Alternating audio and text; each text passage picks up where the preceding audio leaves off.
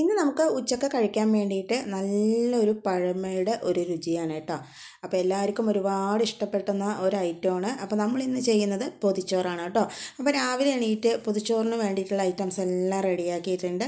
ഇനി നമുക്കിതൊന്ന് പൊതിഞ്ഞ് കെട്ടിയെടുക്കാം കേട്ടോ. അപ്പോൾ ഞാൻ ആദ്യം ഇലയൊക്കെ വാട്ടിയത് വെച്ച് കൊടുത്തിട്ടുണ്ട്, പിന്നെ ചോറ് വെച്ച് കൊടുത്തിട്ടുണ്ട്, പിന്നെ അതിലേക്ക് നമ്മൾ കപ്പയ്ക്ക് ഉപ്പേരിയാണ് കേട്ടോ ചേർത്ത് കൊടുത്തിരിക്കുന്നത്. പിന്നെ അതുപോലെ തന്നെ ചുട്ടരച്ച ചമ്മന്തി ചേർത്ത് കൊടുത്തിട്ടുണ്ട്, പിന്നെ കോഴിമുട്ട ചേർത്ത് കൊടുത്തിട്ടുണ്ട്. പിന്നെ ഒരു സ്പെഷ്യൽ ഐറ്റം കൂടെ നമ്മൾ ഇതിലേക്ക് ചേർത്തുന്നുണ്ട് കേട്ടോ, നമ്മുടെ മസാല കറി അതുകൂടെ ചേർത്തിട്ടാണ് ഇന്നത്തെ പൊതിച്ചോറ് നമ്മൾ റെഡിയാക്കി എടുത്തിരിക്കുന്നത്.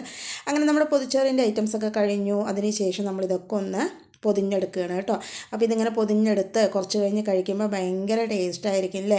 അപ്പോൾ ഒരുപാട് ആൾക്കാർ ഇപ്പോൾ ഇങ്ങനെയുള്ള ഐറ്റംസൊക്കെ ട്രൈ ചെയ്യുക പറയുമ്പോൾ ഭയങ്കര ഇഷ്ടമാണ് അല്ലേ.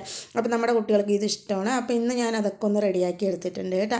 അപ്പോൾ നമ്മൾ പൊതിഞ്ഞ് കിട്ടിയ ആ ചോറ് നമ്മുടെ ഏട്ടന് കൊടുത്തയച്ചു. ഇത് എനിക്കും അക്ഷയ്ക്കും കൂടിയിട്ട് ഒരു ഇലയിൽ തന്നെ രണ്ടാൾക്കും കൂടിയുള്ള പൊതിച്ചോറ് റെഡിയാക്കി എടുത്താണ് കേട്ടോ. പിന്നെ നമ്മുടെ അശ്വിന് വേറൊരു കുഞ്ഞ് പൊതിച്ചോറൊക്കെ റെഡിയാക്കിയിട്ടുണ്ടായിരുന്നു.